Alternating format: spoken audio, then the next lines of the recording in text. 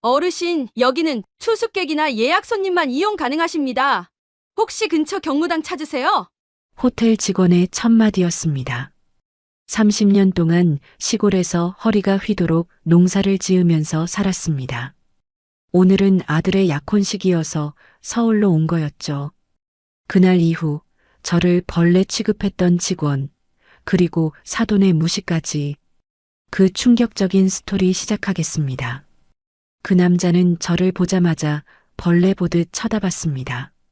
서울 강남 한복판, 하늘을 찌를 듯 솟아있는 유리 건물 앞에 섰을 때 저는 숨이 턱 막혔습니다. 평생 논바닥과 밭고랑만 밟아온 제 낡은 고무신이 대리석 바닥 위에서 어색한 소리를 냈습니다. 그 소리가 유난히 크게 울려 퍼졌습니다. 로비를 지나가는 사람들이 힐끗힐끗 저를 봤습니다. 누런 점퍼에 구겨진 면바지, 손톱 밑에 낀 흘까지 저만 이 공간에 어울리지 않았습니다. 호텔 이름은 그랜드 팰리스였습니다. 제 아들 민수가 오늘 이곳 52층에서 약혼식을 올린다고 했습니다. 대기업 과장으로 출세한 아들의 경사인데 아버지가 안 갈 수 있겠습니까? 새벽 4시에 일어나 고속버스를 타고 4시간을 달려왔습니다. 버스에서 내리자마자 허리가 욱신거렸지만 아들 얼굴 볼 생각에 아픈 줄도 몰랐습니다. 로비 한가운데 서서 두리번거리는데 검은 정장을 입은 젊은 남자가 다가왔습니다. 호텔 직원이었습니다. 저는 반가운 마음에 먼저 말을 건넸습니다. 저기요, 52층 스카이 볼룸이 어디입니까? 직원은 저를 위아래로 훑어봤습니다. 시선이 제 낡은 점퍼에서 멈추더니 고무신을 지나 다시 제 얼굴로 올라왔습니다.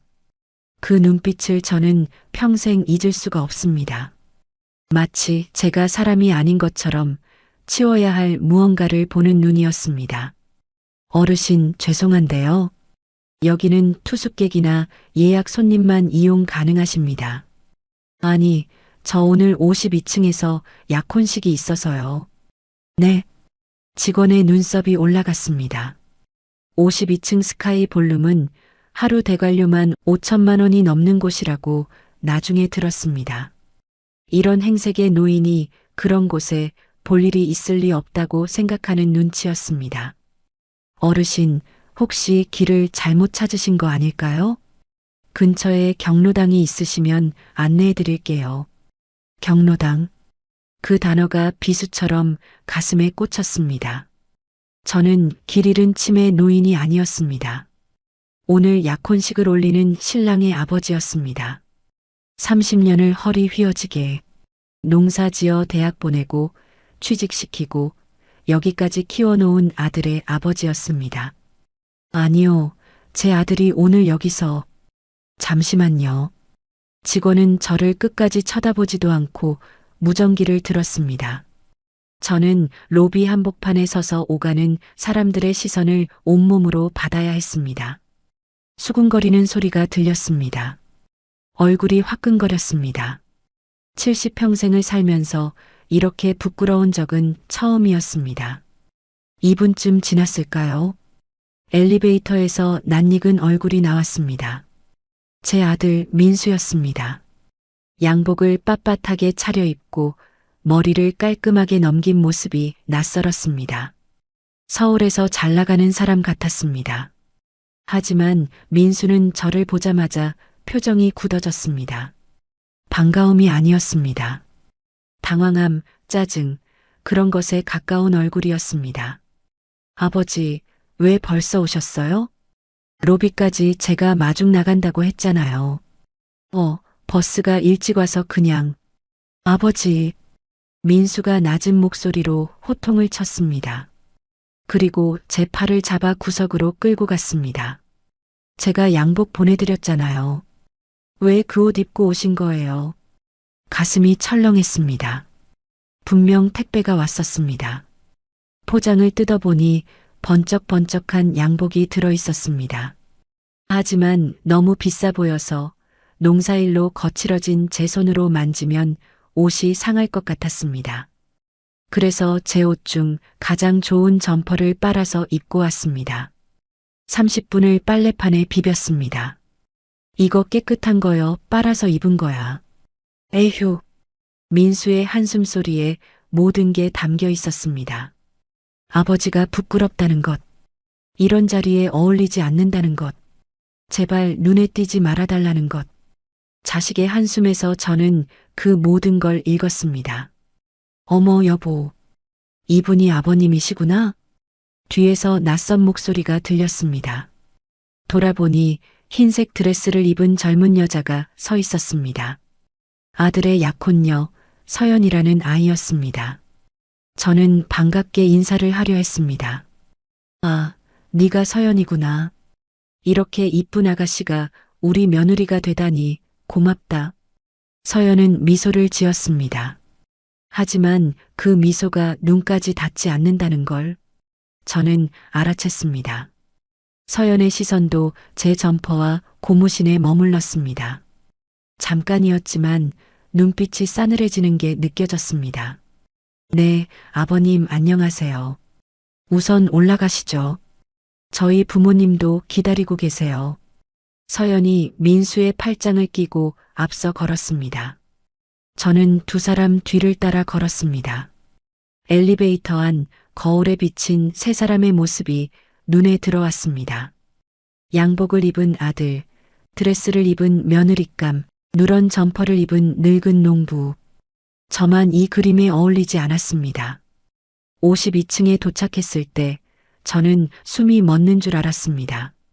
천장까지 닿는 유리창 너머로 서울 시내가 한눈에 내려다 보였습니다. 샹들리에가 찬란하게 빛나고 테이블마다 흰 장미가 장식되어 있었습니다. 100명은 거뜬히 앉을 넓은 홀이었습니다. 제가 사는 마을 전체를 팔아도 이 홀 하룻밤 대관료가 안 될 것 같았습니다. 어머, 서연아 이쪽이야. 홀 안쪽에서 한 여자가 손을 흔들었습니다. 서연의 어머니였습니다. 머리부터 발끝까지 번쩍번쩍한 것들을 걸치고 있었습니다. 귀걸이며 목걸이며 제가 1년 농사 지어도 살 수 없을 것들이었습니다. 그 옆에는 배가 볼록 나온 중년 남자가 서 있었습니다. 서연의 아버지였습니다. 두 사람은 저를 보는 순간 표정이 굳어졌습니다. 이분이 사돈어른이시구나. 어머, 어쩜 이렇게 소박하게 오셨어요. 소박하다 참 점잖게 말씀하셨습니다. 하지만 그 눈빛은 꼴불견이라고 말하고 있었습니다. 저는 꾹 참고 예의 바르게 인사했습니다. 안녕하십니까? 민수 아버지입니다. 귀한 따님을 저희한테 보내주셔서 정말 감사합니다. 서연 아버지가 형식적으로 고개를 끄덕였습니다. 예, 그래요. 민수 씨가 능력이 있으니까요. 근데 사돈, 혼자 오신 겁니까? 사모님은? 심장이 쿵 내려앉았습니다. 제 아내 민수 어머니는 5년 전에 먼저 세상을 떠났습니다. 오랜 병치레 끝이었습니다. 민수가 얘기를 안 한 모양이었습니다. 집사람은 몇 년 전에 먼저 갔습니다. 아, 그래요? 안 됐네요. 안 됐다는 말에 진심은 없었습니다. 저는 애써 웃으며 자리를 찾았습니다. 민수가 안내한 자리는 홀 구석이었습니다. 메인 테이블에서 한참 떨어진 눈에 띄지 않는 구석 자리. 저는 아들의 약혼식에서 구석에 앉았습니다. 행사가 시작되기를 기다리며 가만히 앉아 있는데 서연 어머니의 목소리가 들려왔습니다. 제 얘기를 하는 것 같았습니다. 시골에서 농사 짓는다며? 땅이 얼마나 되는지도 모르겠네. 글쎄, 대학도 못 나왔다던데. 민수는 어떻게 저런 집에서. 그러니까 역시 우리 서연이가 하향 결혼이야. 킬킬거리는 웃음소리가 났습니다. 저는 못 들은 척 고개를 숙였습니다. 손톱 밑에 낀 검은 흙이 눈에 들어왔습니다. 아침에 분명 깎았는데 수십 년 동안 손톱 밑에 베인 흙은 지워지지 않았습니다. 그때 저는 아직 몰랐습니다. 이게 시작에 불과하다는 것을. 진짜 수모는 이제부터였습니다. 약혼식이 본격적으로 시작되었습니다. 하객들이 하나둘 모여들었습니다. 대부분 서연 측 사람들이었습니다. 양복, 드레스, 명품 가방 하나같이 번쩍거렸습니다. 민수 측 하객은 회사 동료 몇 명뿐이었습니다. 민수가 일부러 친척들을 안 부른 것 같았습니다. 시골 사람들이 오면 창피하니까요. 저는 그 마음을 알았기에 아무 말도 하지 않았습니다. 사회자가 나와서 진행을 시작했습니다. 먼저 신부 측 아버지인 박 사장이 인사말을 했습니다. 건설업으로 큰 돈을 벌었다는 사람이었습니다. 오늘 제 딸 서연이의 약혼식에 참석해 주셔서 감사합니다. 우리 서연이는 외국어고 수석 졸업에 연대 수석 입학, 미국 MBA까지 나온 인재입니다. 청담동에 아파트 하나 제 명의로 해줬습니다. 이제 민수랑 행복하게 살겠죠. 박수가 터졌습니다. 신랑 될 민수는 삼성 계열사 과장으로 있고요. 아주 전도유망합니다. 민수 씨 집안은 박 사장이 잠시 말을 멈추고 제 쪽을 봤습니다. 시골에서 농사를 지으신다고 합니다. 뭐 요즘은 농업도 중요하다고 하니까요. 킬킬거리는 웃음이 여기저기서 터져 나왔습니다. 저는 고개를 숙였습니다. 얼굴이 불에 댄 것처럼 화끈거렸습니다. 신랑 측 아버님도 인사 말씀해 주시죠. 사회자가 저를 불렀습니다. 저는 떨리는 다리로 일어섰습니다. 마이크를 받았지만 손이 떨려서 제대로 잡기가 힘들었습니다. 저는 민수 아버지입니다. 저희 아들 좋게 봐주셔서 고맙습니다. 배운 게 없어서 말을 잘 못합니다만 두 사람이 행복하게 살았으면 좋겠습니다. 짧게 끝냈습니다. 더 길게 말했다가 무슨 실수를 할지 몰랐습니다. 자리로 돌아가려는데 서연 어머니의 목소리가 등 뒤로 날아왔습니다. 어머, 벌써 끝이야? 원래 신랑 측에서 예단이나 혼수 얘기하시는 거 아니에요? 홀이 술렁였습니다. 민수가 저한테 예단 얘기를 한 적이 없었습니다. 무얼 준비해야 하는지도 몰랐습니다. 민수한테 물어보셔야 할 것 같습니다. 제가 잘 몰라서. 아이고, 사돈 어른이 그것도 모르시면 어떡해요. 요즘 시대가 어떤 시댄데. 서연 어머니가 혀를 끌끌 찼습니다. 여기저기서 수군거리는 소리가 들렸습니다. 진짜 시골 사람이긴 하네. 상식이 없어도 너무 없다. 서연이 불쌍해라. 저는 참았습니다. 아들 경사에 시비를 걸 수는 없었어요. 억지로 웃으며 자리로 돌아갔습니다. 그런데 돌아가는 길에 테이블 모서리에 발이 걸렸습니다. 휘청 균형을 잃었습니다. 손에 들고 있던 물컵이 쏟아졌습니다. 물이 바로 앞에 앉아있던 서연 어머니의 드레스에 튀었습니다. 아! 비명이 터졌습니다. 홀 전체가 조용해졌습니다. 서연 어머니가 벌떡 일어났습니다. 흰색 드레스에 물 얼룩이 크게 번져 있었습니다. 아이고, 이게 뭐야? 이거 샤넬이야, 샤넬. 3천만 원짜리라고. 3천만 원. 저는 눈앞이 캄캄해졌습니다. 제가 1년을 죽어라 일해도 못 버는 돈이었습니다. 허겁지겁 냅킨을 집어 닦으려 했습니다. 아이고, 죄송합니다. 제가 닦아드릴게요. 손대지 마세요. 서연 어머니가 제 손을 탁 쳤습니다. 쳐낸 것이 아니라 후려친 것이었습니다. 손등이 얼얼했습니다. 그리고 그녀가 내뱉은 말은 평생 잊을 수 없습니다. 이 시골 영감이 어딜 함부로 만져. 이 흙 묻은 손으로. 홀이 쥐 죽은 듯 조용해졌습니다. 모든 시선이 저를 향했어요. 어떤 사람은 입을 손으로 가리고 있었고 어떤 사람은 폰을 꺼내 뭔가를 찍고 있었습니다. 저는 얼어붙은 채 서 있었습니다. 아무 말도 나오지 않았습니다. 그때 민수가 달려왔습니다.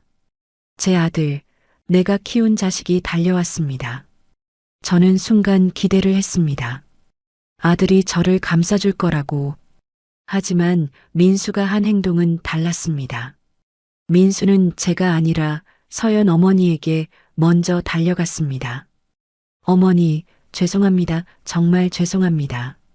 제가 세탁비 드릴게요. 아니, 새 옷으로 사드릴게요. 그리고 저를 돌아보며 말했습니다. 작은 목소리였지만 모두가 들을 수 있는 크기였습니다. 아버지, 우선 좀 나가 계세요. 제가 상황 정리하고 부를게요. 나가 계세요. 그 말이 귀에 맴돌았습니다. 저는 쫓겨나는 것이었습니다. 아들의 약혼식에서 아들에게 쫓겨나는 것이었습니다. 저는 고개를 끄덕였습니다. 뭐라고 할 수 없었습니다. 그저 천천히 홀을 빠져나왔습니다. 등 뒤로 수군거리는 소리가 들렸습니다. 아이고, 창피해서 원. 저런 사람이 대체 왜 온 거야? 민수 씨도 불쌍하네. 저런 아버지를 뒀으니 복도로 나왔습니다. 벽에 기대어 천천히 주저앉았습니다. 이게 말이 됩니까? 이게 사람한테 할 짓입니까? 눈물이 났습니다. 참으려고 했는데 참아지지 않았습니다. 서울 한복판 호텔 복도에서 늙은이 혼자 울고 있었습니다. 얼마나 지났을까요? 누군가 다가오는 기척이 있었습니다. 고개를 들어보니 아까 로비에서 저를 무시하던 그 호텔 직원이었습니다. 어르신, 여기 앉아 계시면 안 됩니다. 다른 손님들이 불편해하세요. 저는 말없이 일어섰습니다. 나갈게요. 나갑니다. 에스코트 해드릴까요? 경로당 위치 알려드릴. 됐어요. 저는 그 말을 끊고 엘리베이터로 걸어갔습니다. 버튼을 누르려는데 손이 떨렸습니다. 아까 서연 어머니에게 맞은 손등이 빨갛게 부어 있었습니다. 그때 전화가 울렸습니다. 모르는 번호였습니다. 평소 같으면 안 받았을 겁니다. 하지만 그날은 뭐라도 좋으니까 이 상황에서 벗어나고 싶었습니다. 여보세요? 박성우 어르신 맞으시지요? 낯선 목소리였습니다. 그렇습니다만 누구시오? 저는 한국토지주택공사 보상팀 김재훈 과장입니다. 어르신 소유의 경기도 토지건으로 연락드렸습니다. 저는 멍하니 서 있었습니다. 경기도 토지라 아버지한테 물려받아 40년째 묵히고 있는 그 땅 말인가. 쓸모없는 야산에 논밭 조금 붙어 있는 땅. 세금 내기도 아까워서 팔까 말까 고민하던 땅. 그 땅이 왜요? 어르신, 중요한 말씀드릴 게 있어서요. 지금 통화 괜찮으시면. 전화기 너머로 김 과장의 목소리가 들려왔습니다. 어르신 소유의 토지가 수도권 신도시 개발구역 핵심 부지로 확정되었습니다. 신도시? 그게 무슨? 현재 감정평가 결과 어르신 토지의 보상 예정 금액은 약 5천억 원입니다. 저는 전화기를 놓칠 뻔했습니다. 5천억? 뭐라고요? 다시 한번 말씀해 주세요. 5천억 원입니다. 어르신 물론 정확한 금액은 추후 협의가 필요합니다만 현재 기준으로 5천억 원 이상의 가치가 있는 것으로 평가되었습니다. 저는 벽에 손을 짚었습니다. 아까까지 흘리던 눈물이 뚝 그쳤습니다.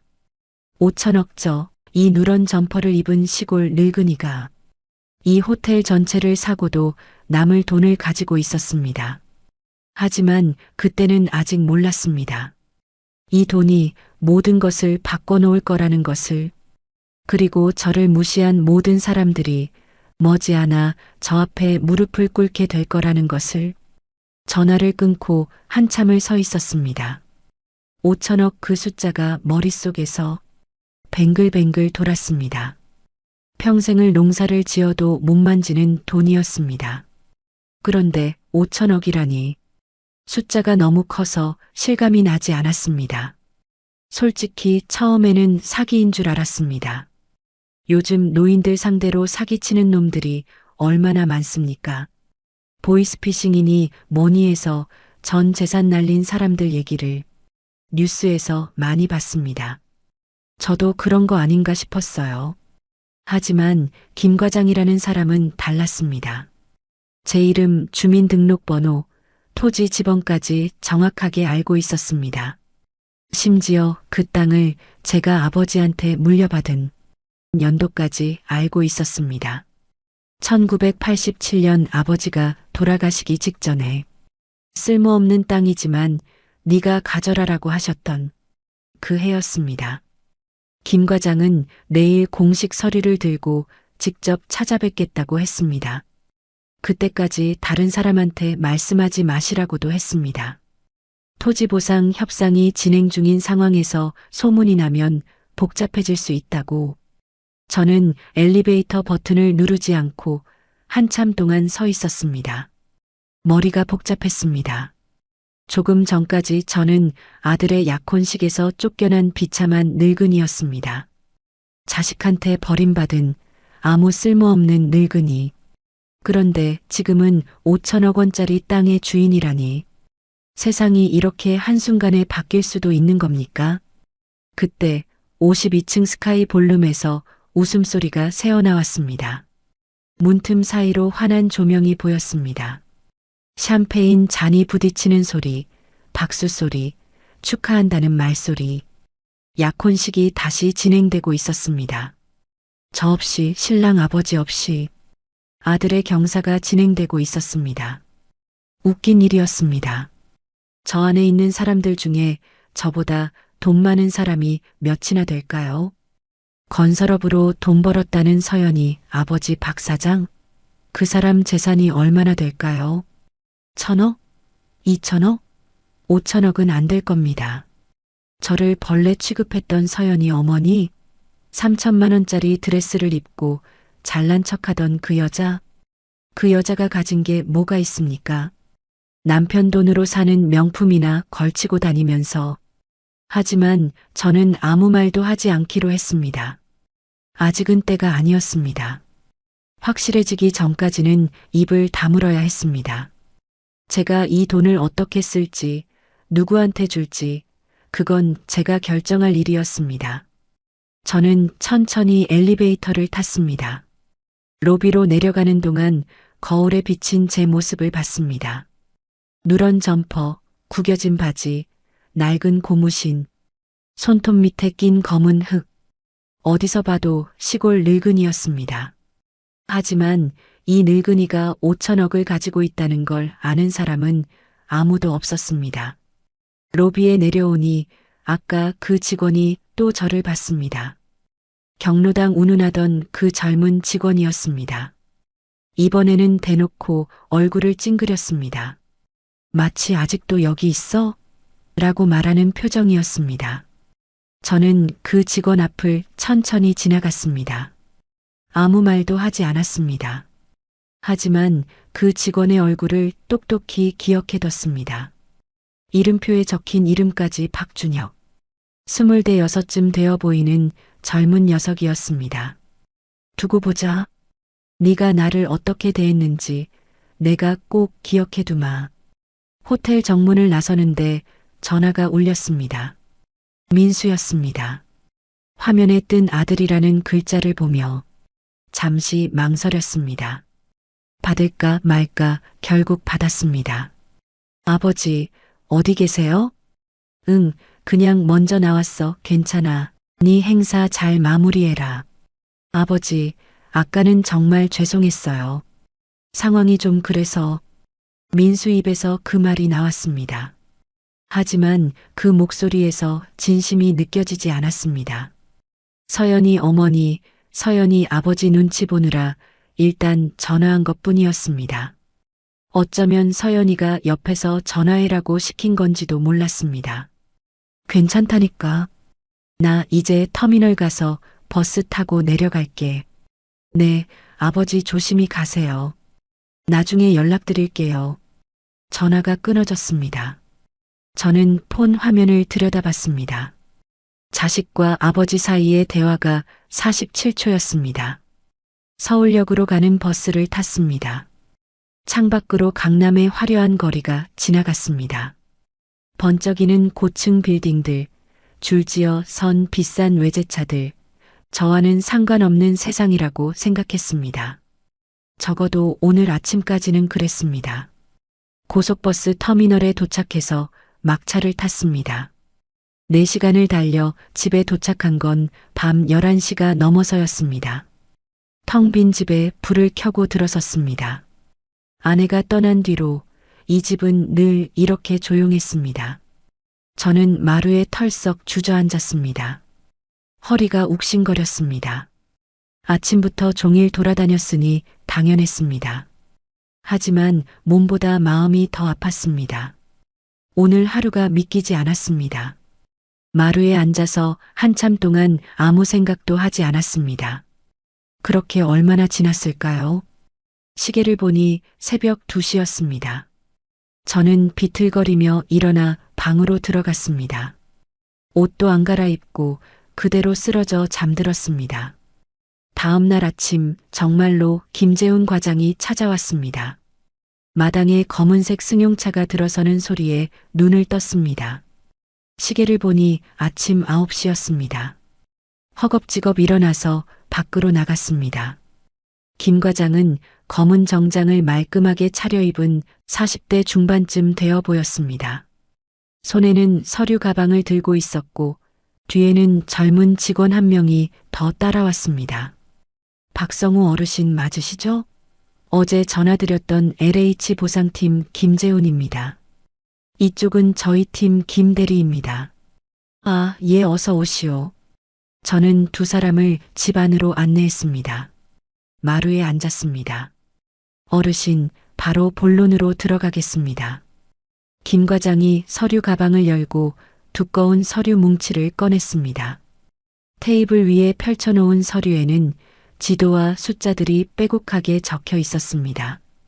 어르신이 소유하고 계신 경기도 시흥 일대 토지가 이번 수도권 신도시 개발구역 핵심 부지로 확정되었습니다. 정부가 5년 전부터 비밀리에 준비해온 국책 사업입니다. 시흥이라 그 야산이랑 논밭 말하는 거요? 네, 맞습니다. 어르신 명의로 등기되어 있는 토지가 총 5필지, 합산 면적이 약 28만 평입니다. 28만 평? 저도 정확한 크기를 몰랐습니다. 아버지한테 물려받을 때 그냥 야산이랑 논밭 좀 있다라고만 들었습니다. 너무 외진 곳이라 농사도 못 짓고 세금 내기도 아까워서 그냥 놔뒀던 땅이었습니다. 28만 평이면 얼마나 큰 겁니까? 축구장으로 치면 약 130개 정도 됩니다. 저는 입이 떡 벌어졌습니다. 축구장 130개요? 현재 감정평가 결과 평당 약 180만 원 정도로 산정되었습니다. 물론 위치에 따라 편차가 있습니다만 평균 단가가 그렇습니다. 김 과장이 계산기를 두드렸습니다. 28만 평 곱하기 180만 원, 약 5,040억 원입니다. 5,040억 원 숫자로 보니까 더 실감이 안 났습니다. 저는 손가락으로 0을 하나씩 세어봤습니다. 억, 10억, 100억, 1000억, 5천억 맞았습니다. 5천억이 넘었습니다. 이게 진짜입니까? 사기 아닙니까? 어르신 의심되시면 여기 저희 대표 번호로 전화해서 확인해 보세요. 제 소속과 이름 대시면 바로 연결해 드립니다. 김 과장이 빙긋 웃었습니다. 축하드립니다. 어르신 하루아침에 대한민국에서 손꼽히는 땅 부자가 되셨습니다. 저는 한참 동안 아무 말도 못했습니다. 손이 떨렸습니다. 이게 실화라니, 이게 정말 제 이야기라니. 평생 가난하게 살아온 시골 농부가 하루아침에 5천억 부자가 되다니. 물론 보상 절차가 복잡합니다. 협의 기간도 있고 서류 작업도 많습니다. 세금 문제도 있고요. 하지만 어르신이 원하시면 저희가 최대한 빠르고 유리하게 진행해 드리겠습니다. 얼마나 걸립니까? 빠르면 6개월, 늦어도 1년 안에 보상금이 전액 지급될 겁니다. 물론 분할 지급도 가능합니다. 6개월. 저는 천천히 고개를 끄덕였습니다. 6개월이면 충분했습니다. 뭐가 충분한지는 아직 구체적으로 몰랐습니다. 하지만 뭔가 해볼 수 있을 것 같았습니다. 이제까지 못 해본 것들을. 김 과장이 돌아간 뒤 저는 마당에 나가 하늘을 올려다봤습니다. 맑은 가을 하늘이었습니다. 마당 한쪽에 서 있는 감나무에서 낙엽이 떨어졌습니다. 5천억 그 돈으로 뭘 해야 할지 아직은 확실히 몰랐습니다. 하지만 한 가지만은 분명했습니다. 그 돈을 저를 무시한 사람들에게는 절대로 쓰지 않을 것입니다. 저를 벌레 취급한 사람들, 저를 시골 영감이라고 비웃은 사람들, 저를 쫓아낸 사람들, 그 사람들에게는 단 1원도 안 줄 것입니다. 절대로. 그때 전화가 울렸습니다. 화면을 보니 민수였습니다. 아버지, 저 민수예요. 응, 왜? 저 내일 서연이랑 같이 내려가려고요. 인사도 드릴 겸 해서요. 저는 순간 말문이 막혔습니다. 어제 저를 쫓아내더니 오늘은 인사를 드리러 온다고요? 갑자기요? 갑자기 왜 그러냐? 아니, 어제 일이 좀 그랬잖아요. 서연이도 직접 사과드리고 싶대요. 장모님이 너무 심하셨다고. 사과. 그 말이 웃겼습니다. 서연이가 사과를 한다고요? 어제 저를 쳐다보지도 않던 그 눈빛이 생생한데, 저를 마치 존재하지 않는 사람처럼 취급하던 그 모습이 생생한데, 그래, 와라 올 테면 와. 전화를 끊고 저는 생각에 잠겼습니다. 뭔가 이상했습니다. 어제와 오늘 사이에 뭔가 달라진 게 있었습니다. 어제 저녁까지만 해도 저는 귀찮은 존재였습니다. 그런데 하루 만에 서연이가 직접 사과하러 오겠다고요? 그리고 그때 한 가지 가능성이 머리를 스쳤습니다. 설마 땅 소식이 벌써 퍼진 건가?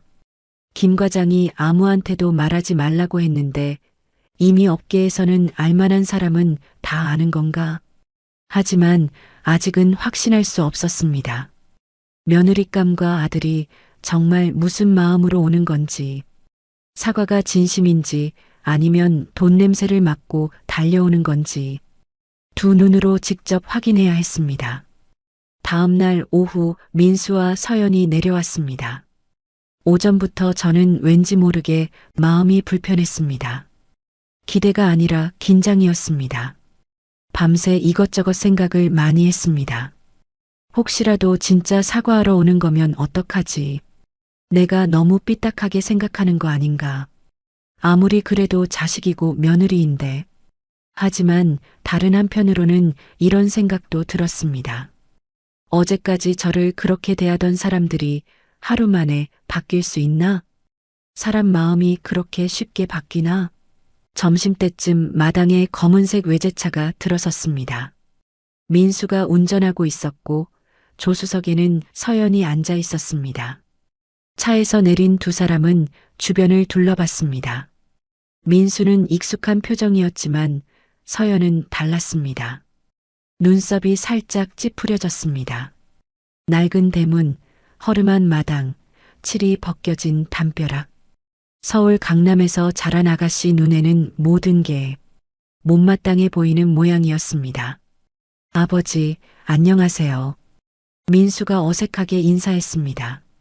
서연도 고개를 살짝 숙였습니다. 어제 호텔에서 보던 것과는 다른 태도였습니다. 아버님, 어제는 정말 죄송했어요. 어머니가 좀 흥분하셔서 제가 대신 사과드릴게요. 저는 가만히 서연의 눈을 봤습니다. 어제 저를 쳐다보지도 않던 그 눈이 지금은 저를 똑바로 보고 있었습니다. 하지만 그 눈빛이 이상했습니다. 따뜻함이나 미안함 같은 건 없었습니다. 대신 어딘가 계산하는 듯한, 뭔가를 떠보는 듯한 느낌이 있었습니다. 들어와라, 차라도 한잔하고 가거라. 저는 두 사람을 집 안으로 안내했습니다. 낡은 마루에 방석을 깔아줬습니다. 부엌에서 보리차를 끓여내왔습니다. 유리컵에 따라서 두 사람 앞에 놓았습니다. 서연이 컵을 받아들더니 살짝 힐끗 쳐다봤습니다. 서연의 입꼬리가 미세하게 움직였습니다. 결국 입을 대지 않았습니다. 그냥 손에 들고만 있었습니다. 민수가 먼저 말을 꺼냈습니다. 아버지, 저 솔직하게 말씀드릴 게 있어서 왔어요. 말해봐라. 사실 어제 장인어른한테 연락이 왔었어요. 역시 벌써 소문이 돈 것이었습니다. 저는 표정을 바꾸지 않고 물었습니다. 무슨 연락? 아버지, 땅 얘기요. 시흥에 있는 땅이 신도시 개발구역에 들어간다면서요? 보상금이 엄청나다고 하던데. 민수의 눈빛이 반짝거렸습니다. 마치 저한테서 뭔가를 빼내려는 것처럼. 누가 그러더냐? 장인어른이 건설업 하시잖아요. 그쪽 바닥에서는 다 알려진 얘기래요. 시흥 신도시 핵심 부지 중에 개인 소유 토지가 있는데 그 주인이 박씨 성을 가진 시골 노인이라고요. 장인어른이 수소문해 보니까 아버지더래요. 저는 속으로 피식 웃었습니다. 그래서 온 것이었습니다. 사과하러 온 게 아니었습니다. 돈 냄새를 맡고 달려온 것이었습니다. 그래서 사실이에요, 아버지. 진짜 5천억이에요? 저는 대답하지 않았습니다. 아버님, 저희가 어제 너무 심했어요. 정말 죄송해요. 서연이 갑자기 자리에서 일어나더니 90도로 허리를 숙였습니다. 아버님 오셨을 때 제대로 모시지 못해서 정말 죄송했어요. 앞으로는 진짜 잘할게요, 효도할게요. 저는 한참 동안 서연의 숙인 머리를 내려다봤습니다. 이 여자가 진심으로 저한테 절을 하는 걸까요? 아닙니다. 저는 알았습니다. 저 머리가 숙여진 이유는 딱 하나였습니다. 5천억 그 숫자 때문이었습니다. 민수야. 네, 아버지. 네가 정말 듣고 싶은 게 뭐냐? 돌려 말하지 말고 솔직하게 말해봐라. 민수가 잠깐 망설였습니다. 서연과 눈빛을 교환했습니다. 그리고 결국 솔직하게 말했습니다. 아버지, 저 솔직히 형편이 좀 어려워요. 뭐가 어렵다는 거냐? 네 대기업 과장이라며. 대기업 과장이 뭐 별거라고요. 월급 500이에요. 500 세금 떼고 나면 400도 안 남아요. 근데 서연이네 집안 눈높이 맞추려면 결혼 비용도 엄청나고 신혼집도 강남에 구해야 하고 그래서 얼마가 필요한데? 민수가 침을 꿀떡 삼켰습니다. 일단 결혼 비용이랑 신혼집 전세금 합치면 한 50억 정도 있으면 50억? 아버지한테는 얼마 안 되잖아요. 5천억이면 50억은 1%도 안 되잖아요. 저는 피식 웃었습니다. 1%도 안 된다. 하지만 그 말투가 마음에 걸렸습니다. 얼마 안 되잖아요. 마치 당연히 줘야 하는 것처럼 말했습니다. 서연이, 니도 그래서 온 거냐? 50억 때문에? 서연이 고개를 들었습니다. 잠깐 당황한 표정이었다가 이내 미소를 지었습니다. 아버님, 저도 민수 오빠 도와주고 싶어서요. 저희 잘 살면 아버님도 좋으시잖아요. 나중에 손주도 보여드리고. 손주. 그 말에 잠깐 마음이 흔들렸습니다.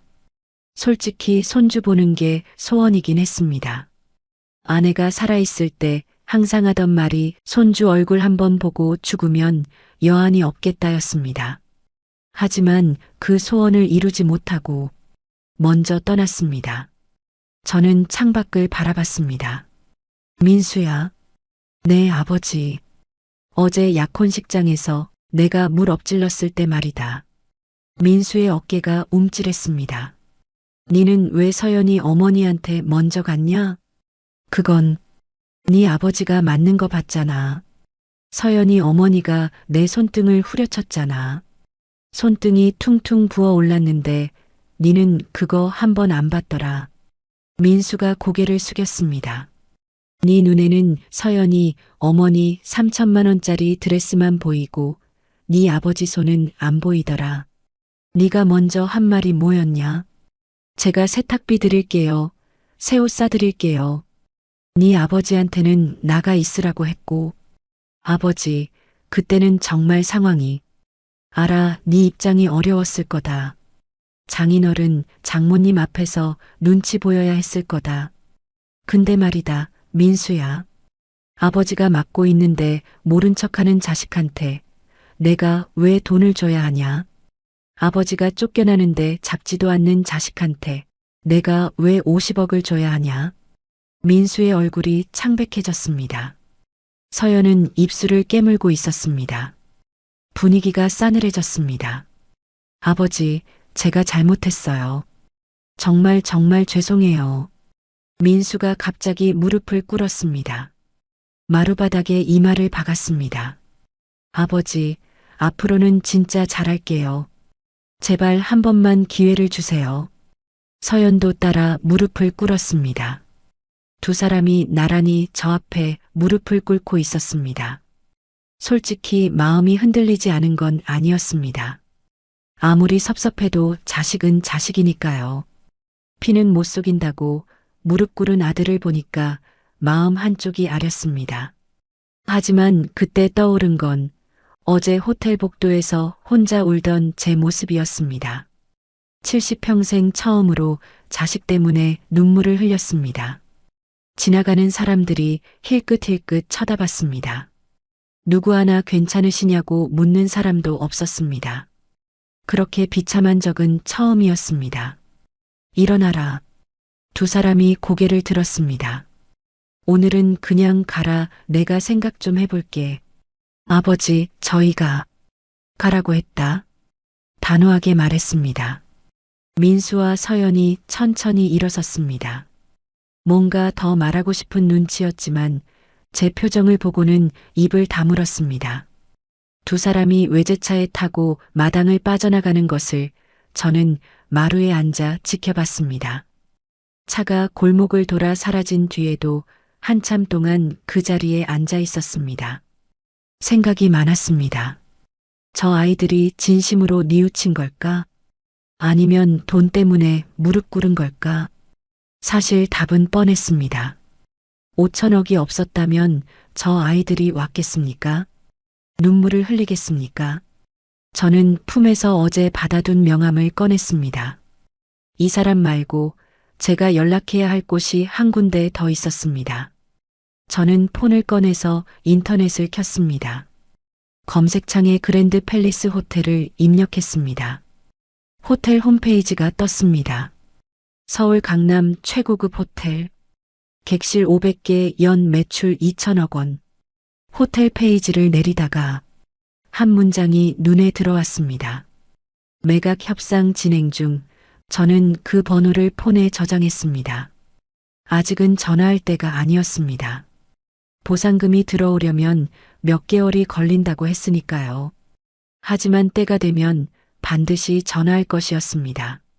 저를 벌레 취급했던 그 호텔, 저를 경로당으로 보내려던 그 직원, 저를 시골 영감이라고 후려쳤던 그 여자, 그 모든 사람들이 일하는 그 호텔을 제가 직접 사버릴 생각이었습니다. 그날 이후로 저는 바빠졌습니다. 평생 농사만 짓던 사람이 갑자기 할 일이 산더미처럼 쌓였습니다. 김재훈 과장이 소개해준 변호사를 만났습니다. 세무사도 만났습니다. 재산관리 전문가라는 사람도 만났습니다. 죄다 서울에서 내려온 사람들이었습니다. 양복을 빳빳하게 차려입고 명함에는 어려운 직함이 적혀 있었습니다. 처음에는 어리둥절했습니다. 이 사람들이 하는 말이 반도 이해가 안 됐습니다. 양도소득세, 증여세, 상속세, 법인 설립, 자산 구조화.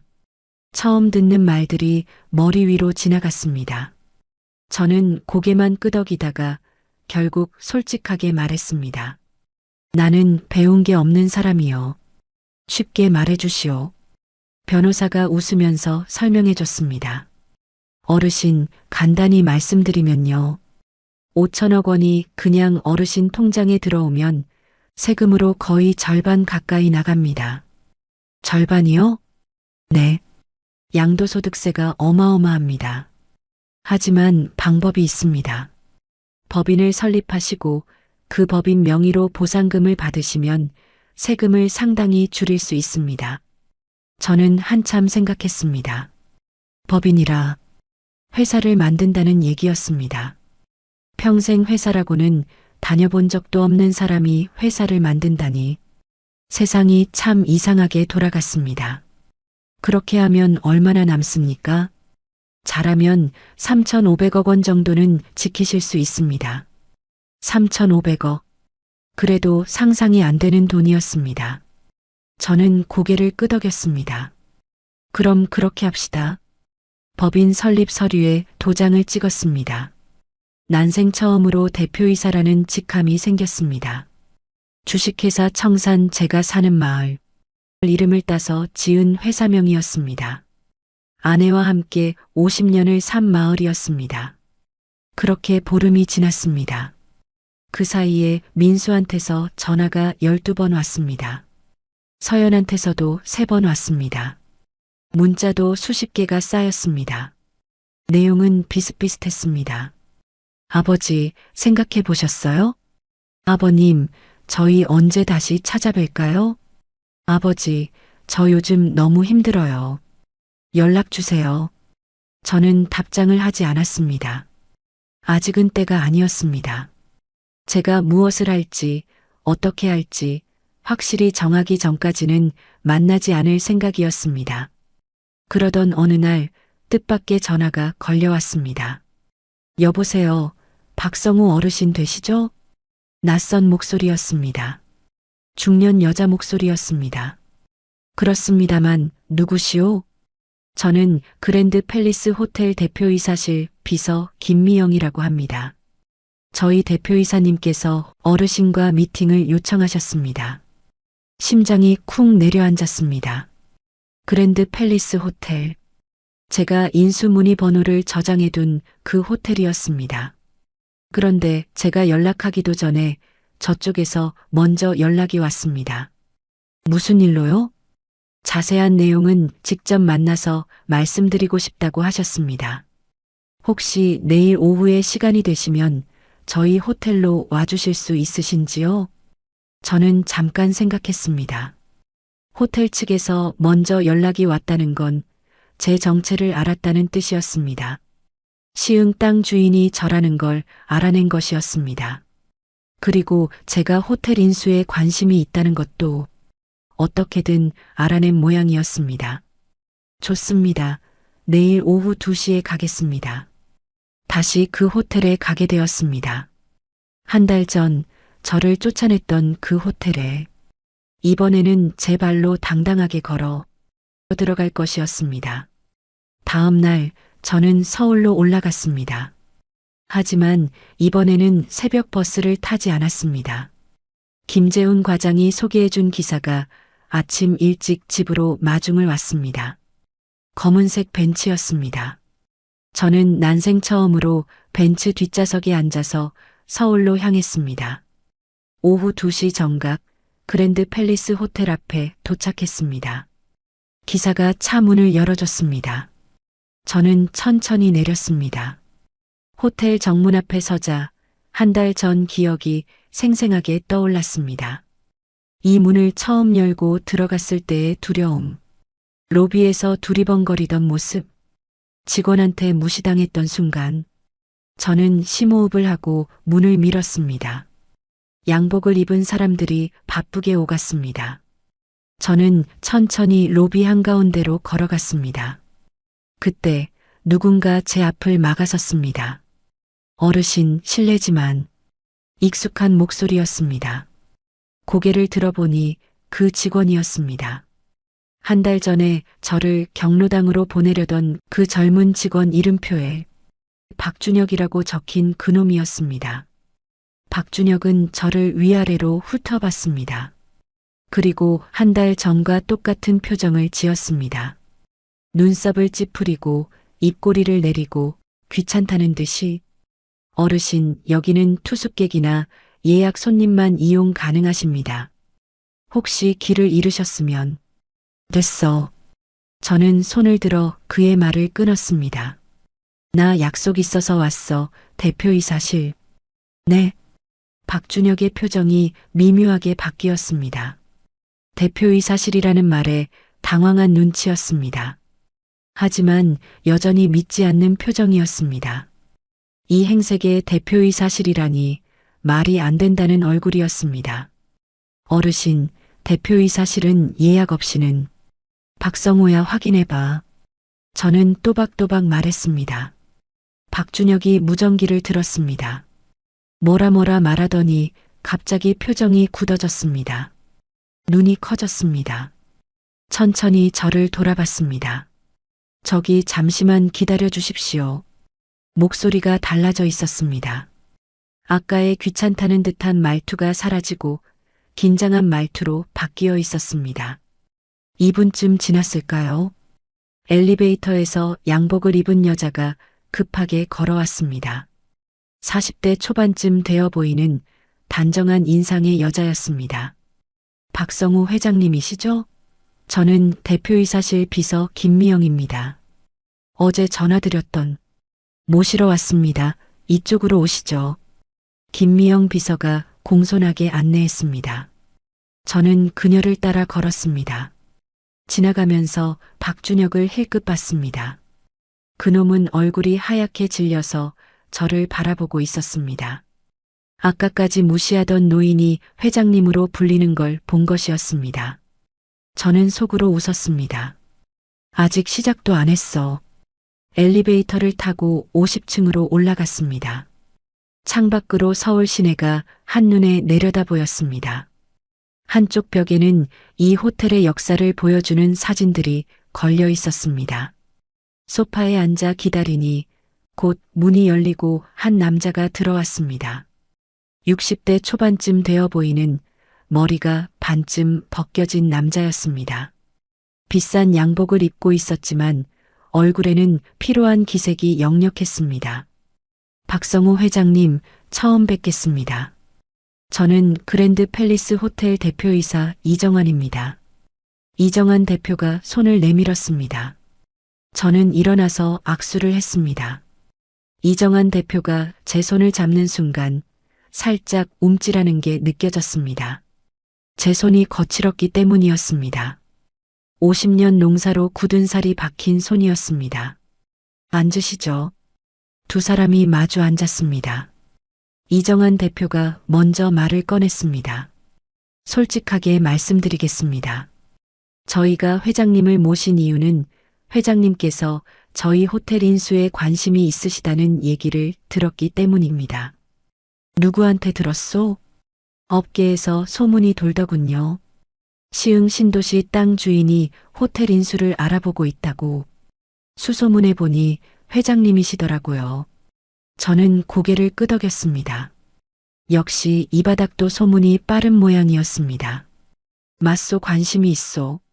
솔직히 말씀드리면 저희 호텔이 지금 좀 어려운 상황입니다. 이정환 대표가 한숨을 쉬었습니다. 코로나 때 타격을 많이 받았습니다. 대출이 쌓이고 이자 부담이 커지고 작년부터 매각을 추진하고 있는데 마땅한 인수자가 안 나타나고 있습니다. 얼마요? 네. 얼마면 팔 수 있소? 이정환 대표가 잠깐 망설였습니다. 4,500억 원입니다. 이 가격 밑으로는 힘듭니다. 4,500억. 저는 속으로 계산했습니다. 보상금에서 세금 떼고 3,500억이 남는다고 했습니다. 1,000억이 부족했습니다. 4,000억은 안 되겠소? 회장님, 이 호텔이 어떤 호텔인지 아시잖아요. 서울 강남 노른자위 땅에 객실 500개, 연 매출 2,000억 원입니다. 4,500억도 헐값입니다. 저는 잠시 생각했습니다. 그리고 천천히 말했습니다. 4,200억. 그리고 조건이 있소. 조건이요? 인수 발표를 내가 원하는 날짜에 내가 원하는 방식으로 하겠소. 무슨 말씀이신지. 그건 그때 가서 설명하겠소. 일단 4,200억에 하시겠소? 안 하시겠소? 이정환 대표가 잠시 침묵했습니다. 그리고 천천히 고개를 끄덕였습니다. 좋습니다. 4,200억에 하시죠. 악수를 나눴습니다. 저를 무시했던 사람들이 있었습니다. 서연인의 가족 민수 호텔 직원 박준혁. 그 모든 사람들이 저는 아직 다 끝난 게 아니라는 걸 알았습니다. 이제 겨우 반격의 준비가 끝난 것 뿐이었습니다. 진짜 싸움은 이제부터였습니다. 호텔 인수계약 절차가 시작되었습니다. 변호사, 회계사, 세무사가 달라붙어서 서류 작업을 했습니다. 저는 그 사람들이 하라는 대로 도장을 찍고 서명을 했습니다. 솔직히 무슨 내용인지 다 이해하지는 못했습니다. 하지만 제가 믿을 수 있는 사람들이라고 김재훈 과장이 보증했으니까 믿기로 했습니다. 그 와중에도 민수한테서 전화가 계속 왔습니다. 하루에 2~3번씩. 처음에는 안 받았습니다. 그런데 어느 날 문자가 왔습니다. 아버지, 제발 전화 좀 받아주세요. 급한 일이에요. 무슨 급한 일인지 짐작이 갔습니다.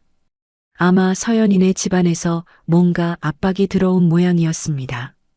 저는 한숨을 쉬고 전화를 받았습니다. 왜 그러냐? 아버지, 저 민수예요. 전화 안 받으셔서 얼마나 걱정했는지. 바빠서 그랬다. 무슨 일이냐? 저 사실은 서연이네 쪽에서 좀 말이 나오고 있어서요. 역시나였습니다. 무슨 말? 장인어른이요.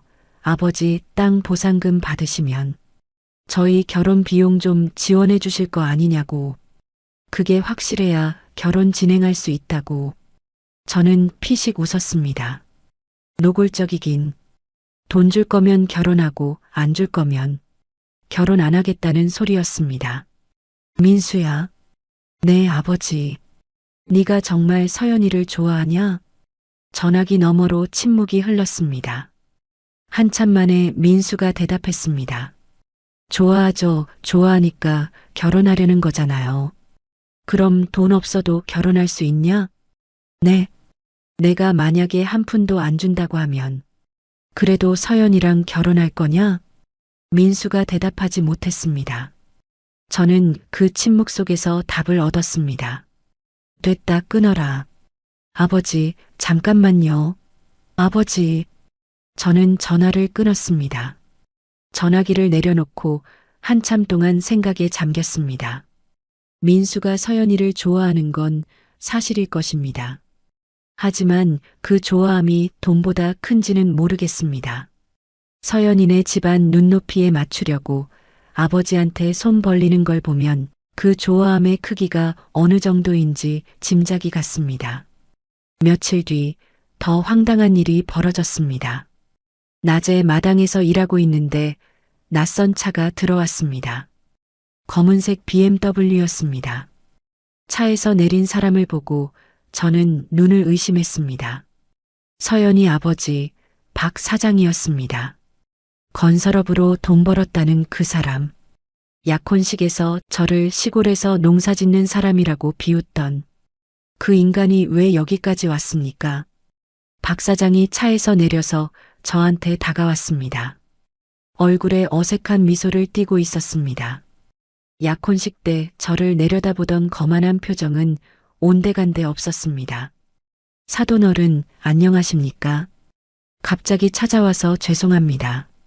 사돈어른 약혼식 때는 저런 사람이 왜 왔냐는 눈빛으로 보더니 지금은 사돈어른이라고 부릅니다. 무슨 일로 왔소?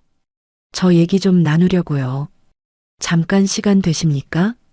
저는 잠시 망설였습니다. 솔직히 이 인간 얼굴 보기 싫었습니다. 하지만 무슨 배짱으로 여기까지 왔는지 궁금하기도 했습니다. 마루에 앉아서 마주했습니다. 박 사장은 주변을 둘러봤습니다. 사돈어른, 단도직입적으로 말씀드리겠습니다. 저희 서연이랑 민수군 결혼건 말입니다. 제가 좀 서두른 감이 있습니다. 그래서요? 솔직히 말씀드리면 저도 사업이 좀 어렵습니다. 박 사장의 얼굴에 그늘이 졌습니다. 약혼식 때 잘난 척하던 모습은 온데간데 없었습니다. 건설 경기가 안 좋아서요. 프로젝트 몇 개가 무산되고 자금줄이 막히고 솔직히 지금 급한 불 끄려면 몇백억이 필요합니다. 저는 속으로 웃었습니다. 돈 빌리러 온 거였구나. 그래서 제가 제안을 하나 드리려고요. 박 사장이 상체를 앞으로 숙였습니다. 눈빛이 간절해졌습니다. 사돈 어른께서 300억만 투자해 주시면 저희 회사 지분 30%를 드리겠습니다. 경기 풀리면 몇 배로 돌려드릴 수 있습니다. 어떻습니까? 저는 한참 동안 박 사장의 얼굴을 들여다봤습니다. 한 달 전 이 사람이 저를 어떻게 대했는지 떠올렸습니다. 약혼식장에서 시골에서 농사 짓는 사람이라고 말했을 때의 표정, 하객들이 킬킬거릴 때 따라 웃던 모습, 저를 완전히 무시하던 그 태도. 그런데 지금은 300억을 꿔달라고 합니다. 무릎까지는 안 꿇었지만 거의 그 정도로 숙인 자세였습니다. 박 사장, 네, 사돈어른. 약혼식 때 내 며느리감 어머니가 내 손등을 때렸소. 그거 알고 있소? 박 사장의 표정이 굳어졌습니다. 그건 집사람이 흥분해서 3천만 원짜리 드레스에 물 튀었다고 시골 영감이라고 욕하면서 때렸소. 그것도 모자라서 손대지 말라고 소리쳤소. 저는 천천히 일어섰습니다. 박 사장을 내려다봤습니다. 그 자리에서 당신은 뭐 했소? 저는 다른 사람들이랑 같이 킬킬거리면서 웃었소. 내가 다 봤소. 박 사장이 입을 다물었습니다. 변명할 말이 없는 모양이었습니다. 박 사장, 나는 당신 같은 사람한테 돈 안 빌려줘요. 사돈어른. 그리고 우리는 사돈 아니요. 민수랑 서연이 결혼 아직 안 했잖아요. 그건 결혼하려면 하고 말려면 말아요. 그건 두 사람이 알아서 할 일이요. 근데 나한테 돈 빌리러 올 생각은 하지 마시오. 저는 마루에서 내려가 대문을 열었습니다. 바쁘니까 가보시오. 박 사장의 얼굴이 시뻘개졌습니다. 분노인지 수치심인지 모를 감정이 얼굴에 떠올랐습니다. 하지만 뭐라 말하지 못하고 차에 올라탔습니다. 그 차가 사라지는 것을 지켜봤습니다. 속이 다 시원했습니다. 그놈 얼굴 찡그러지는 거 보니까 가슴이 뻥 뚫리는 기분이었습니다. 하지만 아직 끝난 게 아니었습니다. 그날 저녁 민수한테서 전화가 왔습니다. 받자마자 민수 목소리가 떨리고 있었습니다. 아버지, 장인어른이 저한테 전화했어요. 그래서 저보고 결혼 다시 생각해 보래요. 아버지가 지원 안 해주실 것 같으면 서연이랑 결혼 못한대요. 저는 한숨을 쉬었습니다. 예상했던 일이었습니다. 그래서 니는 어떡할 거냐? 저도 모르겠어요. 서연이는 좋은데, 근데 아버지가 도와주셔야. 민수야. 네. 네 스스로 결정해. 아버지 돈 때문에 결혼하는 거면 그건 결혼이 아니야. 아버지. 그리고 한 가지 더. 네가 진짜 원하는 게 뭔지 생각해봐. 서연이를 원하는 건지, 서연이네 집안을 원하는 건지. 저는 전화를 끊었습니다. 민수가 어떤 선택을 할지는 모르겠습니다. 서연이와 결혼할 수도 있고, 안 할 수도 있습니다. 그건 민수가 결정할 일이었습니다. 하지만 한 가지는 확실했습니다. 저는 이제 곧 모든 것을 끝낼 생각이었습니다. 호텔 인수 발표. 그 날짜를 정해야 했습니다. 저를 무시했던 모든 사람들이 한자리에 모이는 날. 그날 저는 그들 앞에 나타날 것이었습니다. 그리고 그들이 벌레 취급했던 시골 영감이 이제 그들의 주인이 되었다는 걸 보여줄 것이었습니다. 복수의 날이 다가오고 있었습니다. 호텔 인수 절차가 마무리된 건 2달 뒤였습니다. 토지 보상금 3,500억 원이 제법인 계좌로 들어왔습니다. 평생 통장에 찍힌 숫자 중에 가장 큰 숫자였습니다. 저는 그 돈으로 호텔 인수 대금 4,200억 원을 치렀습니다. 부족한 700억 원은 은행 대출을 받았습니다. 호텔 자체를 담보로 잡았으니까 어렵지 않았습니다. 그렇게 저는 그랜드 팰리스 호텔의 주인이 되었습니다. 하지만 아직 아무도 몰랐습니다. 인수계약서에 비밀 유지 조항을 넣었습니다. 제가 원하는 날, 제가 원하는 방식으로 발표할 때까지 새 오너가 누구인지 알리지 말라고 했습니다. 그 사이에 민수한테서 연락이 왔습니다. 아버지, 저 서연이랑 결혼 안 하기로 했어요. 왜? 많이 생각했어요. 제가 진짜 원하는 게 뭔지, 서연이를 원하는 건지, 서연이네 집안을 원하는 건지. 민수가 한숨을 쉬었습니다. 솔직히 장인어른이 아버지한테 했던 말 듣고 나서 서연이네 가족이랑 평생 얼굴 보고 살 자신이 없어졌어요. 잘 생각했다. 아버지, 저 한번 내려가도 돼요? 저는 잠깐 망설였습니다. 약혼식 때 저를 외면했던 기억이 아직 남아 있었습니다. 하지만 그래도 자식이었습니다. 오고 싶으면 와라, 이번 주 토요일에. 전화를 끊고 저는 이정환 전 대표에게 연락했습니다. 토요일 저녁에 호텔에서 행사 하나 열어주시오. 신임 오너 취임 파티 200명 정도 모이게 해주시오. 장소는 어디로 할까요? 52층 스카이 볼룸. 2달 전 제가 쫓겨났던 바로 그 장소였습니다. 토요일이 되었습니다. 저는 맞춤 정장을 입었습니다. 검은색 양복, 흰색 셔츠, 은색 넥타이. 거울을 보니까 딴 사람 같았습니다. 오후 7시 행사가 시작되었습니다. 신사숙녀 여러분, 지금부터 신임 오너이신 회장님을 소개해 드리겠습니다. 주식회사 청산 대표이사, 그랜드 팰리스 호텔 신임 오너 박성우 회장님이십니다. 저는 천천히 무대로 걸어 나갔습니다.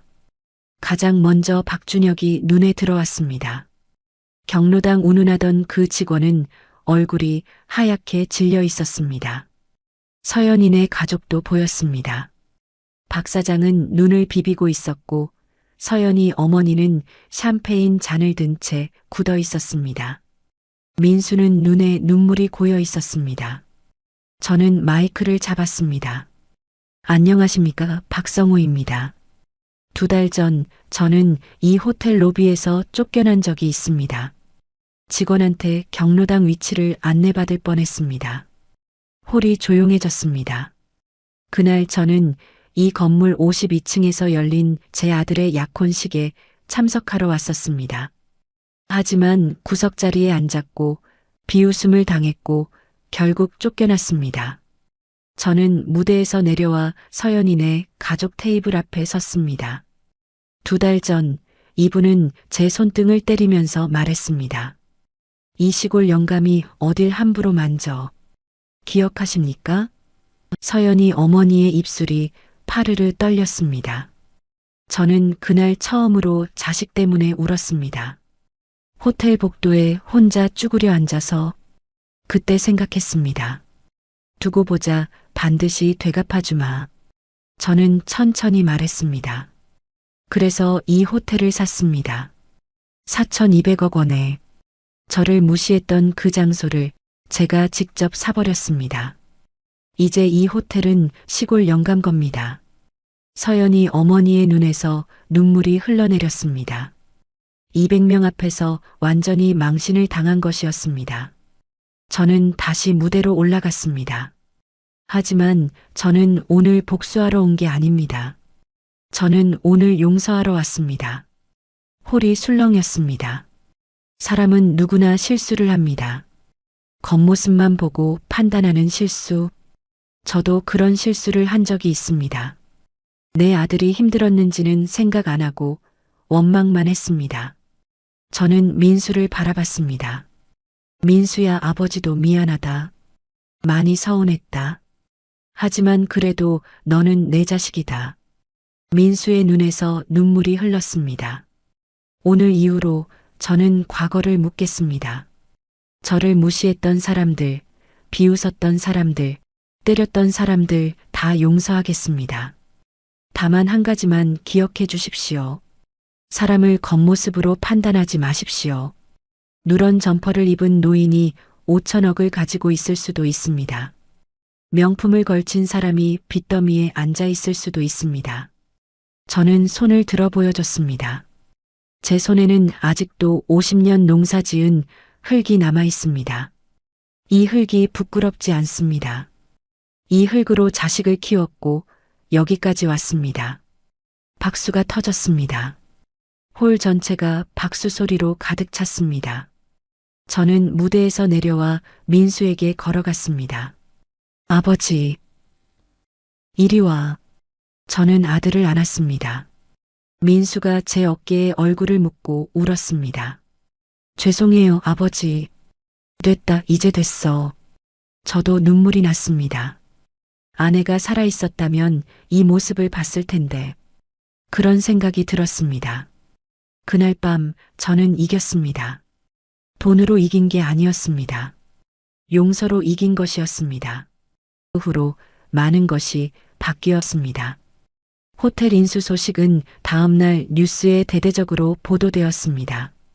시골 농부 출신 70대 노인 5천억 땅 보상금으로 강남 최고급 호텔 인수. 기자들이 앞다투어 취재했습니다. 저는 그런 거창한 수식어가 어울리는 사람이 아니었지만 세상은 그렇게 부르고 싶어하는 모양이었습니다. 호텔 직원 박준혁은 그날 밤 사직서를 냈습니다. 다른 호텔에 취직하려고 했는데 어디서도 안 받아줬다고 합니다. 업계에 소문이 퍼진 모양이었습니다. 서연인의 가족은 연락이 끊겼습니다. 박 사장 회사는 결국 부도가 났습니다. 서연이 어머니는 충격으로 한동안 알아누웠다고 했습니다. 서연이는 다른 재벌 2세와 선을 보고 있다는 얘기가 들렸습니다. 결국 그 아이는 변하지 않은 것이었습니다. 민수는 달라졌습니다. 서울 회사를 그만두고 시골로 내려왔습니다.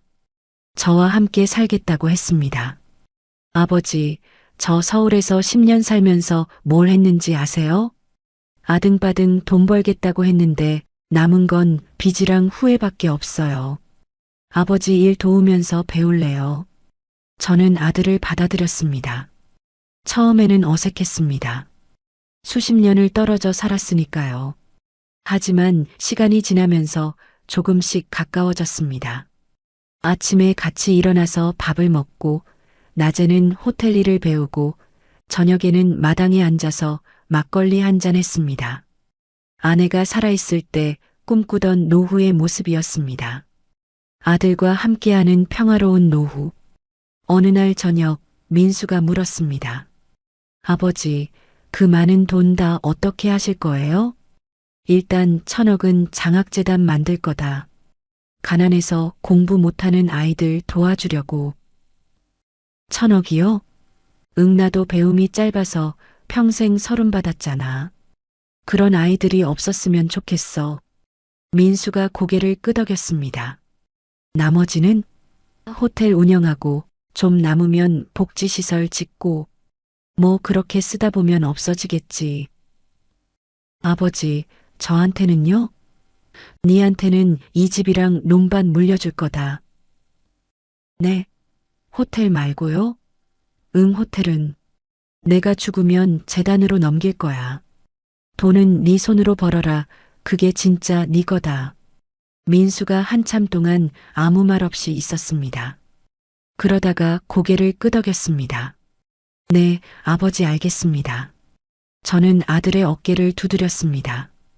민수야. 네, 고맙다 돌아와줘서. 민수의 눈이 붉어졌습니다. 요즘 저는 행복합니다. 돈이 많아서가 아닙니다. 호텔 주인이 돼서가 아닙니다. 아들과 함께 밥 먹고 함께 웃고 함께 살아가고 있어서 행복합니다. 아내가 살아있었다면 더 좋았겠지만 그래도 지금 이대로도 충분합니다. 가끔 취임식 날을 떠올립니다. 서연이 어머니의 창백한 얼굴, 박 사장의 숙인 고개, 박준혁의 질린 표정. 그때는 통쾌했습니다. 하지만 지금은 그냥 안쓰럽습니다. 그들도 결국 겉모습에 속아서 산 사람들이었으니까요. 사람은 겉으로 알 수 없습니다. 누런 점퍼를 입은 노인이 5천억을 가지고 있을 수 있습니다. 양복을 빳빳하게 차려입은 사람이 빚더미에 앉아 있을 수 있습니다. 명품을 걸친 사람이 마음은 가난할 수 있고 고무신을 신은 사람이 마음은 부자일 수 있습니다. 중요한 건 겉이 아닙니다. 속입니다. 그 사람이 어떤 마음을 가졌는지, 어떻게 살아왔는지 그게 중요합니다. 저는 평생 흙을 만지며 살았습니다. 제 손에는 아직도 그 흙이 남아 있습니다. 이 흙이 제 인생입니다. 이게 제 행복입니다. 여러분은 어떻게 생각하십니까? 만약 여러분이 저처럼 무시를 당했다면 어떻게 하셨을까요? 복수를 하셨을까요? 용서를 하셨을까요? 정답은 없습니다. 사람마다 다르니까요. 다만 한 가지만 기억해 주십시오. 사람을 겉모습으로 판단하지 마십시오. 오늘 당신이 무시한 그 사람이 내일 당신의 주인이 될 수도 있습니다. 그게 세상입니다. 그게 인생입니다. 시청해 주셔서 감사합니다. 지금 어디에서 듣고 계시는지 댓글로 남겨주시면 영상 제작에 큰 도움이 됩니다.